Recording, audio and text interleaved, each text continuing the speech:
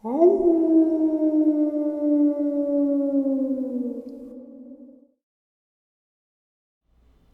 greetings and salutations, everyone. I hope everyone is doing well today. Today I have an upload of terrifying encounters to share with you. Before we get into those encounters, a couple links. As you know, I rely on Patreon, PayPal, and my merch to help the channel to continue to grow and go. The links to Patreon and PayPal are in the description below. My merch is displayed directly under the video. Also, Dogman Frightening Encounters Volume 1, 2, and 3, the audiobook versions. They were written and researched by Tom Lyons, narrated and produced by me, Jeffrey Nadolny. Those audiobooks are available on Audible, Amazon, and iTunes, the links to which are also in the description as well. And finally, last but definitely not least, if you'd really like to help support this channel to continue to grow and go, simply subscribe, click the like button, and please leave a comment. It really does help. And it matters. And now, everyone, I have taken far too much of your time. Let's get on with today's upload. Shall we? In 1998, I was 37 years old. I had been working with the Forest Department for about 12 years. There was a fire in the Apalachicola National Forest that summer. The Bradwell Bay area was on fire when all of this occurred. The fire was raging really bad at that point, and we didn't know if we'd ever get it out. That morning, I reported to the command center on Helengard Station Road to get briefed on what I'd be doing that day. Me and another guy were given the task of driving around looking for animals along the road of the Bradwell Bay area. Animals would make it to the road and usually fall out if they were injured or had really bad smoke inhalation. Our job was to pick them up and take them to the vets at the command center. The vets would treat them and on some occasions euthanize the ones that wouldn't make it. So we're driving around the area heading south doing about 45 miles an hour. Definitely faster than I should have been driving. I was talking to my partner and didn't realize how fast I was going when all of a sudden we see this black figure run out of the woods on all fours. It ran right up underneath my driver's side tire. I hit the animal with both the front and back tires. I was driving a 95 Dodge Ram 4x4, so I knew at that speed I had killed it. Immediately, we thought it was a bear, so we got out to pick the bear up and put it in the bed of the truck. And upon further investigation, we realized what we had hit was not a bear at all. It was a creature neither one of us had ever seen. It was about 6 feet tall. It had legs, kneecaps, and had feet just like you and I. The arms hung to about its knee. One arm, a matter of fact, was down by its knee. The other one was up over its head. I had run the creature over under its right underarm, across the shoulder blade, and over the back of its neck. The creature was covered in hair, about 3 to 5 inches long on its arms, legs, and neck. The hair on the back, ribs, and chest was much shorter. The muscle definition on this creature was phenomenal. It looked like a prize fighter, or one of those guys you'd see in the UFC. We flipped it over. The jaw was broken from where I had hit it with the truck. I could see, though, that it had a protruding snout, much like that of a baboon. Or what you'd think a werewolf would look like. It had eyes just like us. The thing looked a lot like a chimpanzee, as a matter of fact. We quickly radioed into the command center, and they sent 2 FWC officials out to our location. Within 15 minutes, the FWC officials arrived, and they told us they had never seen anything like it. So we all picked the creature up and loaded it into the back of the truck. The animal weighed about 300 to 400 pounds, which is a lot of dead weight. They told us they would figure out what it was and let us know. So we had been contacted by the command center at this point, and they told us to come back and make a statement about what we had seen. So we show up at the command center, and immediately we are brought to the back room, where we were to fill out an incident report. We were about 10 minutes into the incident report when we were asked to stop and wait. There were some people coming to see us. Within about 30 to 45 minutes, 2 government officials show up. They walked us out to a vehicle. They were asking where we ran over the thing. We told them where it was, and so they examined the area. The truck had no damage. There was a black steel bumper on the front, and the creature had hit the bottom of that, and the tires took care of the rest. There was really nothing on the truck except for the undercarriage. There were blood and hair. The officials collected blood and hair samples, bagged them, and put them away. Next, they asked us if we would get into the vehicle they came in and take them to the location where we had run this creature over at. So we compiled and got into the vehicle and left with the gentleman. It was a rather quiet ride back to the spot. They didn't say much at all except for a couple of exchanges with each other. We showed up at the spot and walked them through what had happened. Then all of a sudden, one of the guys, I'm guessing the guy in charge, turns and looks at us and says, "Congratulations, fellas. You ran over a bear." I said, "Sir, that was no bear that we hit." He quickly interrupted me with, "You do not understand. He ran over a bear." He then said that every time I told anybody about this, that I had run over a bear, I was never to speak a word about what we had actually hit, that I could face criminal charges. My whole retirement would go away. They said I'd lose my job, they'd slander me and make me look like a fool. So I looked at my partner, and we had no choice but to comply. On the ride back, it kind of struck me as odd that this was an actual government cover-up. They knew what this thing was that we had really hit. They had seen them before, and now they were in possession of the body. For some reason, they didn't want anyone to know, and they were going to great lengths to keep it under wraps. The main reason I'm sharing this story is I'm hoping one of the 3 other people, my partner and the 2 FWC officials, will come forward. I figured it's a lot harder to silence 4 people than just 1. People need to know these things are out there and that they are real. Today's second encounter. Weird things happen in the Appalachian Mountains. They are as old as time itself, and people have lived there will be the first to tell you.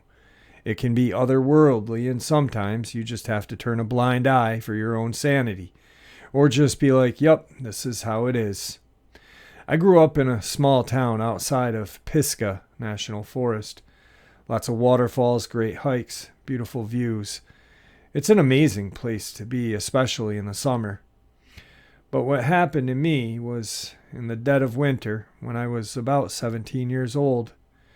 Before I share this, let me preface by saying that at the time I had just gotten my very first prescription glasses and was still not used to keeping them on 24/7. But although my vision was blurry, I know something was there with me the day this happened. When I was 17, I decided to do my senior project on nature photography. What better place to take photos than the forest? So I asked my mom if she would drive me into Pisgah and let me take some photos as we wound through the woods. It was winter, so the trees were bare and the sky was gray. It was still a fairly pretty day, and I just wanted some pictures of the local flora. So my mom pulls over and lets me out, and I walk down a trail I had been down 100 times. After a short walk through the woods, you'd end up at a riverbank, a great swimming hole in the summer. And the way the bank curved, you could walk along the little stony shore a little ways past the trail. Mind you, I was wearing a bright orange raincoat, so I was incredibly visible. So I'm crouched down to take a picture of a cool old-ass railroad spike that had been sticking out of the earth for years, and all of a sudden I realize there's no noise. It was silent, no birds chirping, no nature sound, nothing. It's like I didn't even hear the sound of the water flowing. As this is happening, I suddenly realize exactly how visible and vulnerable I am. If you've ever experienced the primal sort of fear, you know what I'm talking about. It was like alarm bells went off in my head going, "Danger, danger." As I'm sitting there with this feeling washing over me, I start to hear crunching footsteps. Again, the trees were bare, so there wasn't any foliage to block any view. The footsteps that I heard sounded like 2 feet getting closer and closer to the river from the opposite side of the bank that I was watching closely.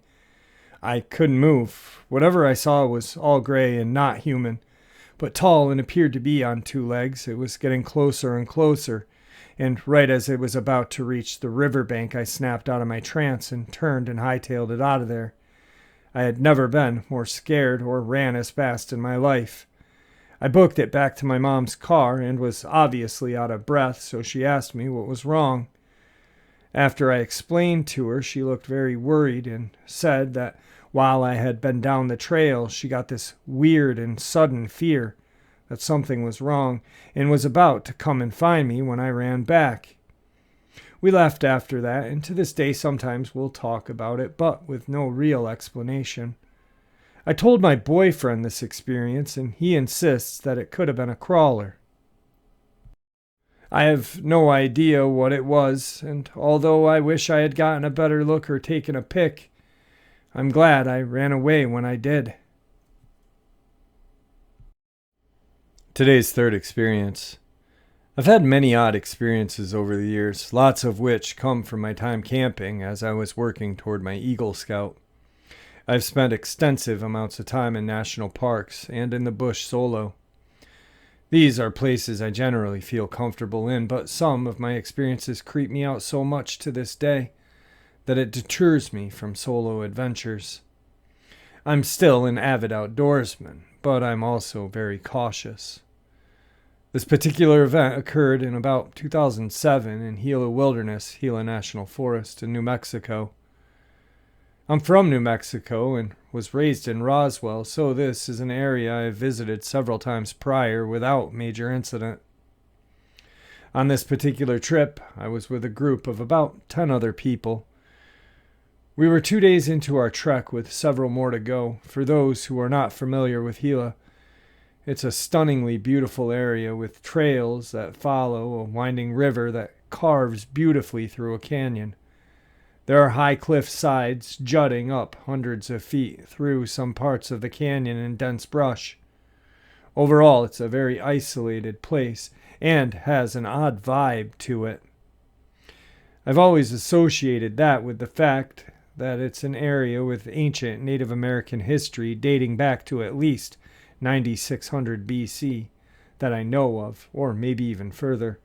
Lots of crazy stuff has happened over the years there for sure. It has a compelling history. On this particular night, we were camped in an area where the river makes a U-shape as it wraps through the canyon. It was a fun day, and I had even managed to catch some trout that I ate for dinner.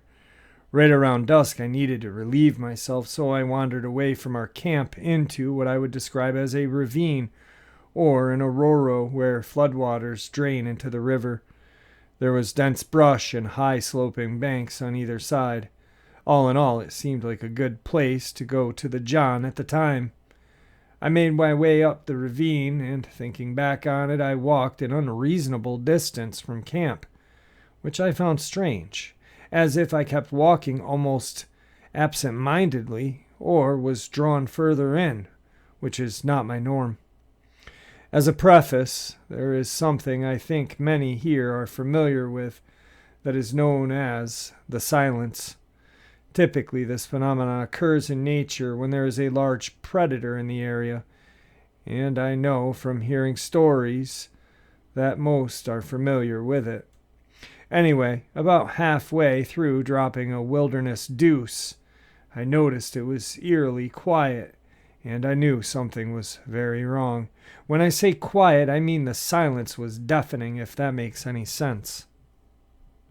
By this time, it's nearly completely dark, and I'm out of earshot of my camp. Alarm bells intensely start blaring in my head and gut. My hair is standing on end. I notice a strange change in my perception, likely caused by a twilight phase change. But the light around me seemed to become shrouded in a shadow quite suddenly. It was almost like someone had one of those sliding dimming switches for a light bulb. You know that feeling you get when you are sitting somewhere in public and you feel like someone else is looking at you. That's what happened suddenly and intensely. A few moments later, I heard a loud and distinct crack and an odd rustling from about 30 feet away, above me in the brush. It sounded like a person walking where no person should be. It sounded like human footsteps cracking on twigs. I was petrified to move, but I finished my business and stood as confident as I could muster, facing the direction of the sound. I was unarmed, and knowing what I knew about predators, I didn't want to make myself appear more vulnerable than a kid taking a dump alone in a ditch in the dark. I've had encounters with bear, mountain lion, etc., but this felt so much different. I didn't have the high ground, figuratively and literally. I yell out loudly, "Hello!" A few seconds pass, and the rustling continued in the distance. Silence. With no response back after a few moments at this point, I felt beyond vulnerable and terrified. Unreasonably terrified in hindsight, and after researching, I often wonder if infrasound played a role. With my hair standing on end, I took a few steps backward, and that's when I noticed the eyes. About 20 feet away above the bank of the ditch was a pair of eyes staring directly at me. I was in shock for a moment, as it was near where I heard the crack, slightly iridescent-looking eyes high above me on the bank. High enough that they'd either be a massive creature or a large creature in a tree branch. The silhouette did not make any sense, but shadows play tricks on your eyes and mind. I can't be sure it wasn't a large owl or something like that, but the circumstances and the general feeling make me believe otherwise. The silence and heaviness in the air was totally wrong. It's hard to explain. Instinctively, I back up as slowly as I could, facing those terrifying eyes, and that's when I heard another crack, right above me and to my right. That made me lose it, as that noise was much closer. At this point, my fight or flight kicks in, and I turn and sprint as fast as I could. Breathlessly, I make it back to camp, and I tell my friends that I think there is possibly a large predator in the area, and we should make a bear bag and take some precautions. Thinking back on it, it may have been a mountain lion or a bear. I don't believe so, but who knows? One thing I know for certain is that I felt like I was in absolute danger. All of my alarm bells were screaming to get out of there. Still freaks me out all these years later. The shade of that memory is always in the back of my mind whenever I'm in the woods alone. All in all, I'm just glad I'm not another backwoods missing person statistic. Today's fourth encounter. This happened to me in July of this year, and to give some context of where I was to discount any of the possible wildlife explanations at the time, I lived in the Midwest in a suburban area, fairly well populated, and near a very populated city. There was nowhere that could be considered rural within at least a 40-mile radius. So anyway, to start the experience, it was late at night. I was hanging out with my golden retriever, Leo, who was just turning a year in a couple of weeks at the time. I was just watching YouTube in my room while he lay on the floor next to me. It was 12:30-ish, and I was ready for bed, so I had to take him out before we both went to sleep. So I got him on his leash, and off we went outside. My family and I lived in a large apartment complex. The apartments have quite a few rooms and their own personal garage, but still have 8 to 10 apartments per building. So the buildings are very long and slim. Behind our building is a long strip of grass that goes out about 15 feet, then a large tree line that is 20 feet deep and about 200 feet long. Leo and I go out front around the building to the back, as we don't have an exit to the back. We're on the second floor, and we all have our own separate entrance. We make it to the back to the grassy area, and I walk into the grass with him to let him do his business. I'm on my phone, not paying any attention, really, and we stand there for a good while. I realize it's been a good amount of time and notice Leo hasn't moved a bit. I turned off my phone and looked at him and realized he hadn't moved from the spot we stopped at, and was looking at another building right by the woods. He had been frozen the whole time. I pet him, and he looked up at me, and when I stopped petting him, he looked straight back at that same spot. I hadn't at that time realized he was looking at a spot that whole time until then, and looked over to where he was looking. My eyes hadn't adjusted to the darkness, and I could only see the shadow of the building. The only source of light was the streetlights about 50 feet behind us. I looked back at him and quietly chuckled because I thought he had just heard a squirrel, and that's all perked up. He's a very cute, and I looked back at my phone. Leo, in the corner of my eye, about 15 seconds later, flinched back as if he had been startled by something and started to whine. I look over at the spot this time, realizing now he was scared of something he had seen while we had been out there. My eyes are now adjusted to the dark. I saw what he was fixated on now. In the shadow of the building, right next to the corner of the wall in front of the tree line, about 15 feet away, was a creature. I could only see a black outline, as it was not lit up enough, but it was massive. I know how tall the building is relative to me. When it's standing right next to the building, it was about 5 feet tall. That wouldn't be very tall if it were on 2 feet, but this thing was standing on all fours. The best way I can describe how it looked is when a bulldog snarls and kind of flexes its front legs when it's trying to intimidate something, but this was scaled up to be about 5 feet tall and much more muscles. Its outline was wide. There is no way that this is any creature from the Midwest. The only creature that is remotely close to that is a black bear. That's the only way up north. Nowhere near where I am. I'm in the southeastern part of my state. There are no wooded areas for a bear to live, and anyway, as I stated in the beginning, plus the max height black bear on all fours is 3 feet and not very broad. This thing surpassed that by a long shot and was very broad. I jumped back in fear and was kind of frozen after that for a solid 30 seconds just staring at it. I then backed away slowly, keeping my eye on it the whole time. Leo starts to growl and snarl at it, and we rounded the corner. Leo has never acted aggressive like that before, so this just made me even more terrified. I then peeked around the corner no more than a second later, and it was gone. No noise, no shadow swiftly moving behind the building, just gone. There's no way something could move that fast behind a building without a sound, especially of that size. This freaked me out even more, and I sprinted back to the house. I would really like to think that I was hallucinating this, and I was just tired, but it was clear as day, even during the night. I've never told anyone this before, and it freaks me out still to this day.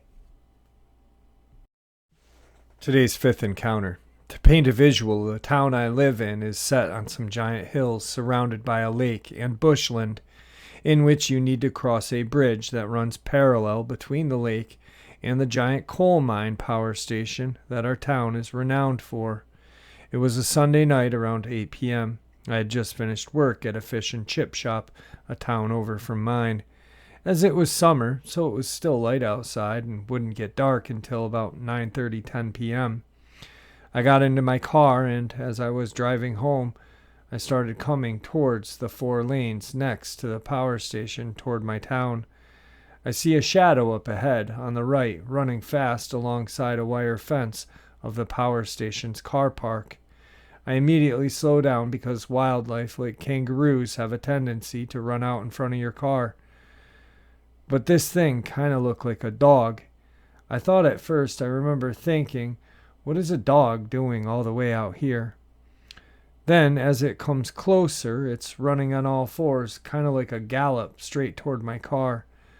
Then it diagonally leaps, crossing 2 lanes leading out of town, and on the 2 lanes in front of me. I could now see this thing clearly. It was not a dog. It was so much bigger than a dog. This creature had the exact face and head shape of a dog, but no fur instead. It was like extremely pale human skin. This thing was so close to my car I could see giant blue veins down its body to its long tail, as well as every joint moving in its legs as it ran. It then went across the road in front of me and leapt over a guardrail on the left of my car like it was nothing. It's like time just stopped. All I could hear was the blood pumping through my heart and into my head, left thinking, what was that thing? I didn't realize my car was at a complete stop in the middle of the road, and then my body just woke back up like a jolt of this overwhelming dread and just pure fear. My blood felt like ice. I immediately locked my doors and slammed my foot down and sped home. When I got home, I was so shaken up and trembling. When I told my family, the only way I could fully explain exactly what it looked like was the werewolf from Harry Potter. But my dad just laughed at me and joked if I had been smoking drugs. No one to this day believes me, nor have I heard anything else like it. Even though this happened years ago, it still terrifies me to walk my dogs down there to the lake on my own. Alright guys, I hope you enjoyed today's upload as much as I enjoyed sharing it with you. I want to thank you for all of your support, always tuning in. May the Great Spirit watch over us all, and may He guide us down that path that, well, we call life.